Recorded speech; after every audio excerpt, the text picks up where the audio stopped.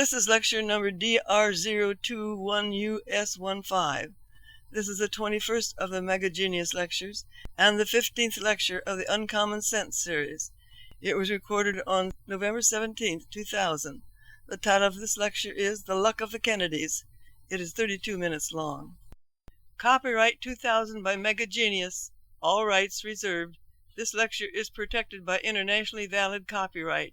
It may not, in whole or in part, be duplicated, transmitted, or otherwise reproduced without the express permission of Mega Genius. Unauthorized translation, importation, or distribution is a violation of applicable laws. Mega Genius is a United States federally registered trademark and service mark. And now, here is Mega Genius. If garbage that you touch changes instantly into gold, if strangers are invariably captivated by your charm, and if the darker aspects of life evaporate magically at your glance, then you already know the point I'm about to make. But if such a reality is just a dream, if too many difficulties seem to be your way of life, and if you are tired of waiting for clouds to part and bolts of good fortune to strike again and again, then lucky you. Your opportunity to begin to change all that is at hand.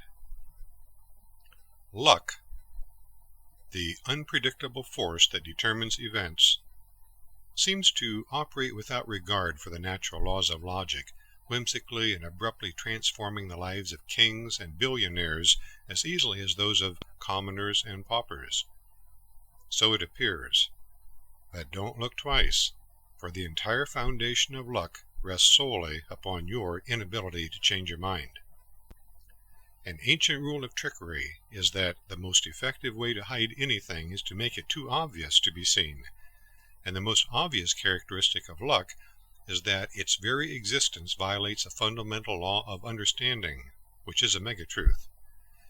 Anything thoroughly understood is easily controlled. Luck, by definition, is a completely uncontrolled force. Consequently, we know immediately that luck is one of the least understood, therefore most misunderstood, of all subjects. Luck occurs in two basic forms, bad and good. It never seems mediocre. But how can we be sure which is which? For example, is it bad luck for Carol to fail in an important aspect of her career? Or is it good luck for her to have the chance to learn from the experience?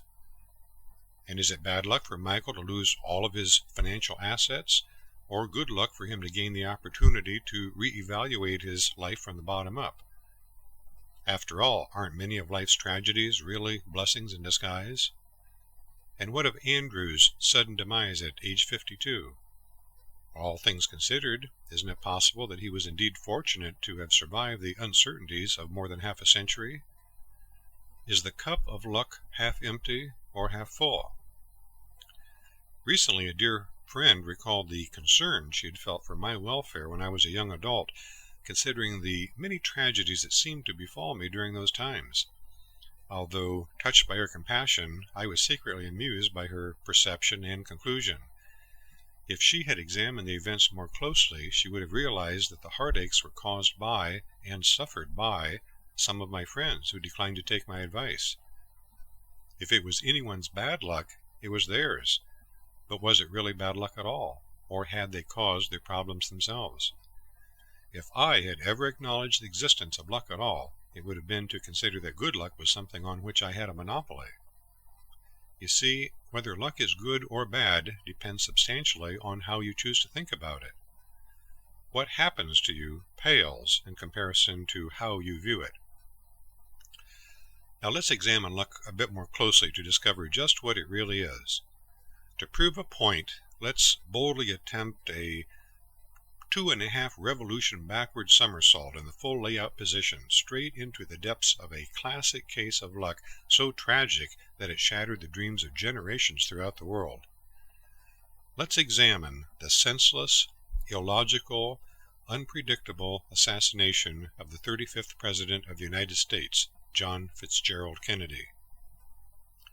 More words have been written about the what and the why of those 6 seconds in Dallas than any other incident of the 20th century, including more than 2,000 books.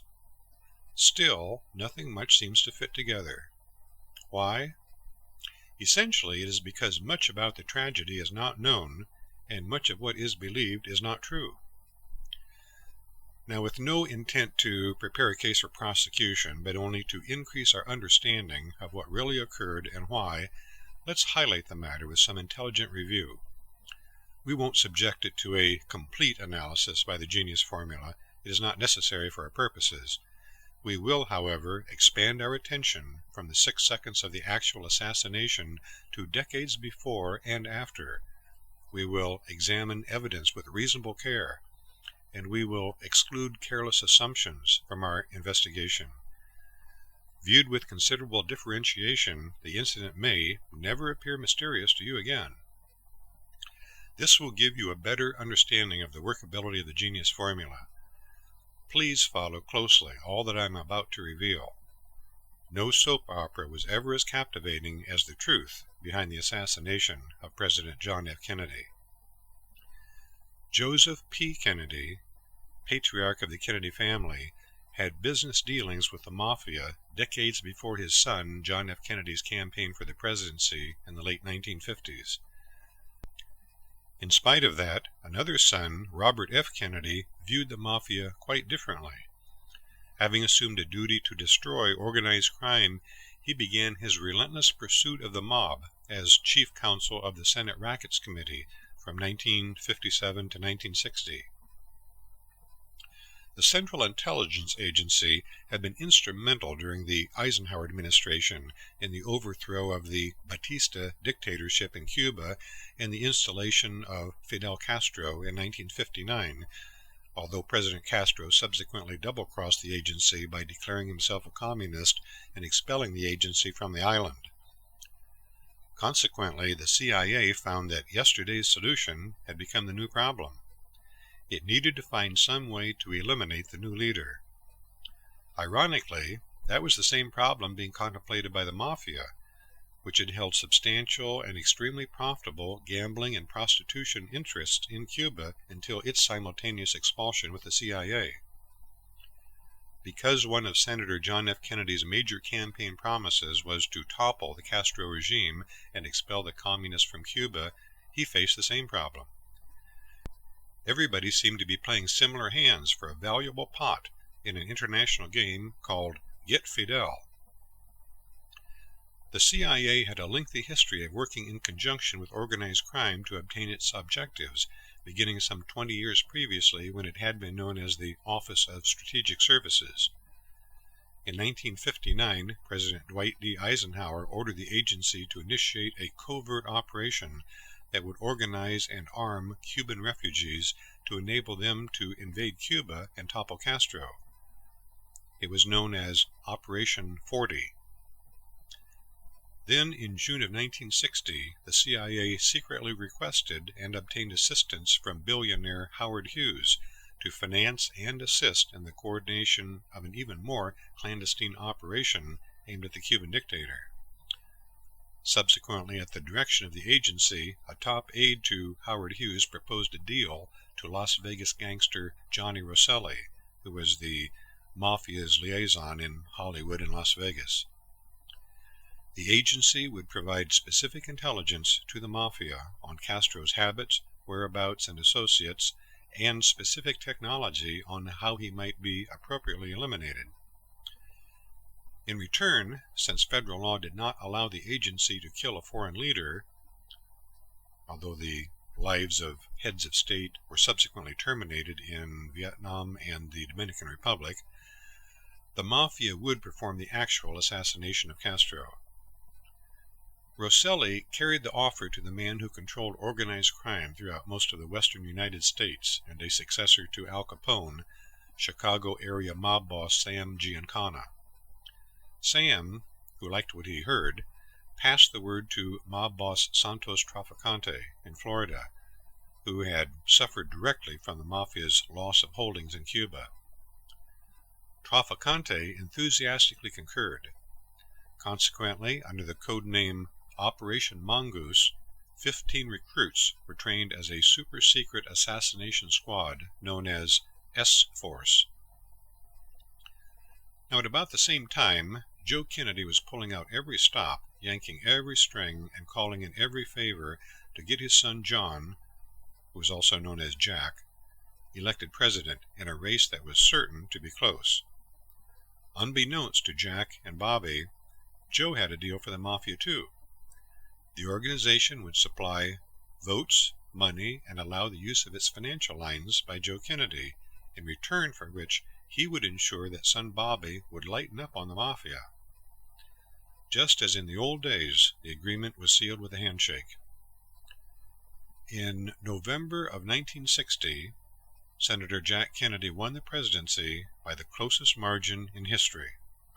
Just a single vote in each precinct of the country would have tipped the election to his opponent. Although Jack didn't know it at the time, coincident with his victory was a non-negotiable debt, due and payable to the Mafia. Meanwhile, in direct opposition to the backroom deal, brother Bobby focused his crosshairs on the man he identified as the primary target of the Justice Department, Sam Giancana, whom he declared public enemy number one. Something had to give. The new president was told by CIA Director Allen Dulles of Operation 40's objective to overthrow Castro, but not of the existence of S-Force. After the president approved the invasion of Cuba in April of 1961, the operation failed, and the bungled endeavor became known as the Bay of Pigs fiasco. Kennedy was forced to promise Soviet Premier Nikita S. Khrushchev that the agency would keep its hands off Cuba. But Kennedy lied. As repeated attempts to assassinate Castro failed, both the dictator's defiance and Jack Kennedy's frustration increased. Meanwhile, as the new Attorney General of the United States, Bobby closed in on Giancana, Trafficante, New Orleans mob boss Carlos Marcello, and Teamsters labor union leader Jimmy Hoffa, in direct violation of the agreement his father had struck with the Mafia. When Marcello defied a deportation order, a furious Bobby decided to have him secretly kidnapped and dumped in a Guatemalan jungle. Consequently, Sam Giancana decided to send a clear warning to Bobby. In December of 1961, a bug planted by the Federal Bureau of Investigation picked up a conversation from Giancana to Rosselli, in which the Chicago mob boss complained that singer Frank Sinatra was giving conflicting reports about whether he had talked to Bobby. Additional reference was made to funds of Joe Kennedy's that Giancana said had been funneled through Sinatra to the Mafia to buy votes for Jack in the West Virginia primary. When FBI Director J. Edgar Hoover briefed Bobby on the intercepted conversation, Bobby exploded. The shocking realization that his father had secretly obligated the Kennedys to the very organization that Bobby was so vigorously seeking to destroy was as personal as a body blow. Bobby and the Mafia each felt betrayed, and when an enraged Bobby telephoned his father, Joe Kennedy realized he had become the target in the middle. 4 days later, Joe Kennedy suffered a debilitating stroke. The Kennedys were indebted to Sinatra for having campaigned for Jack, but when Bobby concluded that Sinatra's connections with the Mafia were too close for comfort, he rained the curtain down. Although Sinatra had spent more than $1 million preparing his Palm Springs compound for an upcoming visit by the president in March, in late February, Bobby told his brother-in-law and motion picture star Peter Lawford to notify Sinatra that the deal was off. Overnight, Frank Sinatra had become persona non grata. Actually, the president stayed at singer Bing Crosby's Palm Springs estate instead. It was a situation of intense agreement and potentially deadly conflict. The president, the attorney general, the CIA, and the Mafia all urgently sought to topple the Cuban dictator, but there the alliance ended. Bobby Kennedy had launched the most fervent war in the country's history on the Mafia, an organization directly responsible for the inauguration of his brother, the president. The mob bosses had been betrayed. They would not forget, but they would pick the time and place.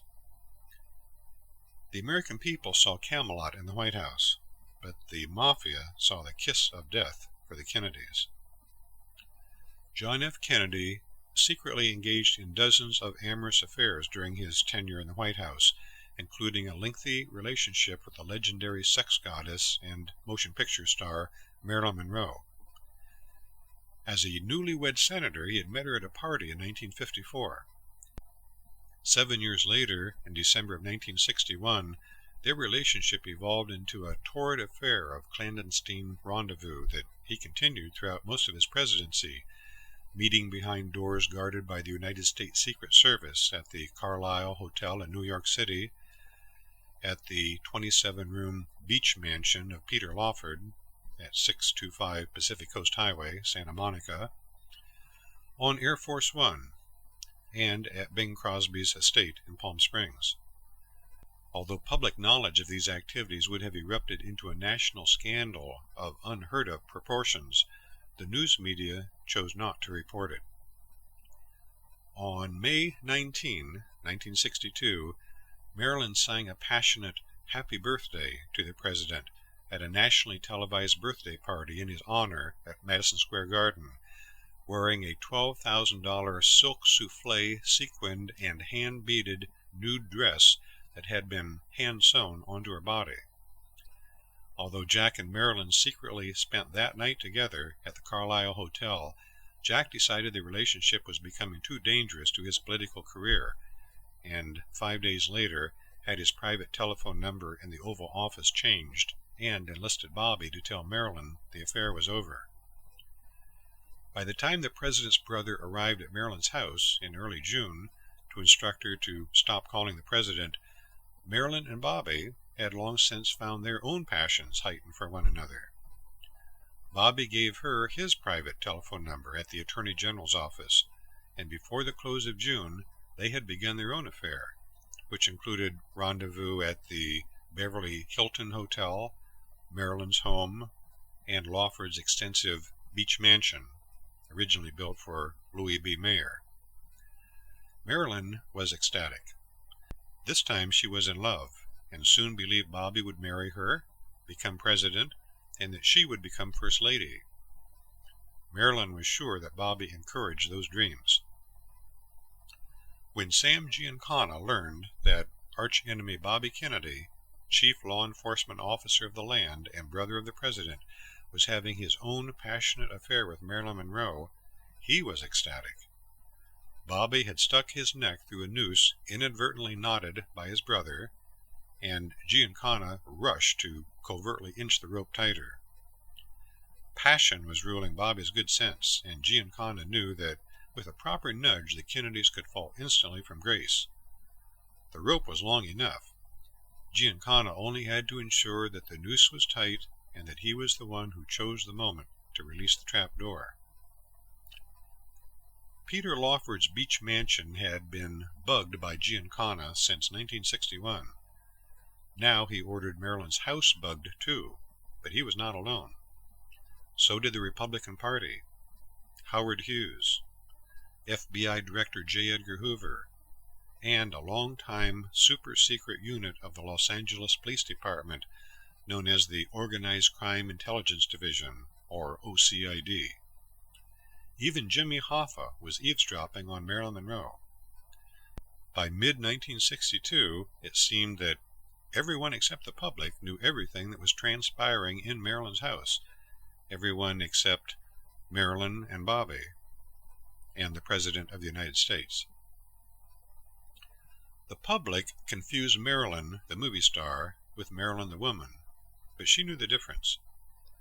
The movie star was a stunningly gorgeous image created and nurtured by the woman, who was merely a dedicated actress who dreamed freely and worked around the clock to mold those dreams into reality. She was considerably less temperamental and prone to depression than the public image of Marilyn Monroe. Sometimes, though, the image worked to her disadvantage. For example, despite her reputation of unreliability, she actually developed a debilitating sinus infection that substantially interfered with the shooting schedule of her motion picture Something's Got to Give. Even though a studio physician examined Marilyn at her home a few days after her June 1 birthday, she was age 36 at that time, and advised her to remain in bed, 20th Century Fox Studios mistakenly believed she was malingering, angrily fired her on June 8, and initiated a lawsuit for breach of contract. When Marilyn asked the Attorney General for help, Bobby threatened Fox. Meanwhile, her friend Dean Martin independently exercised his contractual provision allowing him to approve his female co-star for Something's Got to Give, and decided to approve no one but Marilyn Monroe. Marilyn had originally chosen him as her co-star. Fox pressured Martin, but he stood firm. Fox slapped him with a $2.8 million lawsuit. Martin wouldn't budge. He slapped them back with a $6.8 million lawsuit. 10 days after Marilyn's firing, Fox wanted her back. The studio that had just terminated her was forced to rehire her for 5 times her former salary. They conceded to her demand for a new producer, director, and rewrite of the script. They also promised her the same salary for a future motion picture in which she would co-star with Dean Martin, Gene Kelly, Paul Newman, and Frank Sinatra, among others. This time, when Marilyn sipped her usual Dom Perignon, it tasted sweet with success. Although Marilyn had not yet realized that her hacienda on 5th Helena Drive in Brentwood was heavily bugged, she decided to accumulate her own records by secretly tape recording Bobby's visits and their conversations. In addition, she kept a diary in the form of small spiral notebooks of intimate thoughts and recollections about the President, the Attorney General, other political figures, the FBI, the CIA, the Mafia, the Cuban Bay of Pigs invasion, attempts to assassinate Fidel Castro, etc. In the wrong hands, the revelations could be thermonuclear. In midsummer, when Bobby discovered a red notebook of ultra-sensitive entries on a table in Marilyn's house, he exploded, ordering Marilyn to get rid of it immediately. She promised she would, but did not. Bobby concluded their relationship was draped in black crepe. The next time she called the Attorney General's office on his private line, a recording stated the number had been disconnected. So had Marilyn. When Peter Lawford told Marilyn that her relationship with Bobby was dead, she felt as if she were too. Now she was persona non grata to the Kennedys, and had been tossed along the wayside by the man she loved. She felt used and discarded. On July 19, she admitted herself under a pseudonym to Cedars of Lebanon Hospital and aborted the unborn child of the President of the United States. By now, Marilyn had noticed so much clicking on her phone lines that she was sure someone was listening. Consequently, she continued to try to reach Bobby by telephones outside her house. When he answered at his residence in Arlington, Virginia, on July 22nd, Marilyn insisted that she deserved a face-to-face meeting, but Bobby refused. Because he had business to attend to in California the weekend of July 28, and did not want a confrontation with Marilyn, he appealed to Peter Lawford and his wife Patricia Kennedy Lawford to get Marilyn out of the Los Angeles area those few days. Accordingly, they took her to Frank Sinatra's Calneva Lodge at Lake Tahoe to supposedly get away and think things through. There, she discovered the comfort of a concerned friend who had recently and repeatedly gone out of his way to involve himself in Marilyn's life and love problems. He even found the time and compassion to spend the whole weekend with her. He was the owner of the lodge, and his name was none other than Sam Giancana. Marilyn was slipped drugs, drank too much, and talked too much. Giancana realized the time was close for the trapdoor to be sprung. He knew a grand opportunity when he saw it. He even forced himself on this great beauty of the 20th century repeatedly. Marilyn spent a mostly incoherent weekend under the influence of Giancana, and then deduced she had been betrayed by the Lawfords. She felt like the title of her incomplete motion picture. Marilyn Monroe could bounce more than just physically, though, and on the flight home she came back fighting. Marilyn decided she would begin a role of newfound happiness and dead-center determination. She knew just how to make Bobby resurrect their relationship fast. She warned Peter that unless Bobby met with her personally, she would go public with everything she knew. Bobby did not respond. On August 1, when Patricia Kennedy Lawford told Marilyn to forget her relationship with Bobby, that it was over, and that Rose Kennedy, the Kennedy matriarch, would not allow it to jeopardize the political future of her sons, a furious Marilyn blasted back with an ultimatum. Peter Lawford got the word. She told him emphatically, quote, "You tell Bobby that I've got recordings that I'll use if I have to, and if I don't see him before Monday, I'll hold a press conference that will blow the lid off this whole damn thing." Unquote. Marilyn meant it. Bobby got the word too, and quickly flew with his family to a remote ranch in the mountains near San Francisco for the weekend. In the early evening of Friday, August 3, Bobby met Marilyn for a confrontational dinner at Los Angeles' La Scala restaurant, after which Bobby promised to meet with her again on the following afternoon, and then flew back to Gilroy, California. On Saturday, August 4, Marilyn felt confident. Fox had bowed to her demands. Something's Got to Give would be completed within the next 4 weeks, a new Fox picture had been offered on her terms, and an $11 million film offer from Italy was pending. She had just bought 2 new wardrobes, finalized plans for a trip to New York, and scheduled several appointments for the following Monday, including a dress fitting, a discussion with a publicist about her proposed press conference, and a meeting with Gene Kelly on Monday afternoon. She had much to live for, and she knew it, and she had both Kennedy brothers against the wall. At 11:05 a.m. on Saturday, August 4, Bobby's helicopter landed at 20th Century Fox Studios, where he was tailed by the Organized Crime Intelligence Division to the Beverly Hilton Hotel, Peter Lawford's beach mansion in the afternoon, and then with Peter to Marilyn's house. Marilyn was defiant and insistent. Bobby was incensed. He demanded that she withdraw her threat to go public. Marilyn demanded that he keep his promise to marry her, shouting that she was, quote, "tired of being treated like a piece of meat," unquote. Now Bobby demanded the tapes. Marilyn refused. He offered any deal that would enable the Kennedy family to obtain the tapes. She would not budge, knowing it was her only card left to play. When Bobby began a ruthless search of the house, Marilyn tried to stop him, and they scuffled. Bobby cursed, and Marilyn cried. At 3:00 p.m., Marilyn ordered him from her house. Bobby left enraged, for the tapes were not to be found. As they argued bitterly, screamed, and even shoved one another, surveillance units of the Republican Party, Howard Hughes, the FBI, and the Organized Crime Intelligence Division recorded every word. The Mafia listened too, very carefully. Marilyn had been introduced to drugs many years before by studio physicians who matter-of-factly treated Hollywood stars on the sets with methamphetamine and other stimulants.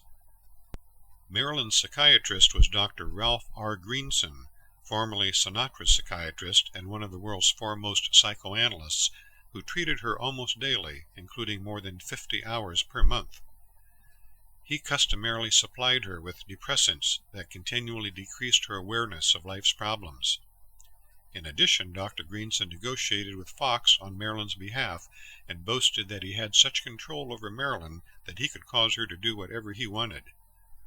Unbeknownst to Marilyn, the housekeeper Dr. Greenson had found for her the year before was actually a psychiatric nurse who spied on Marilyn, continually and covertly reported to Dr. Greenson.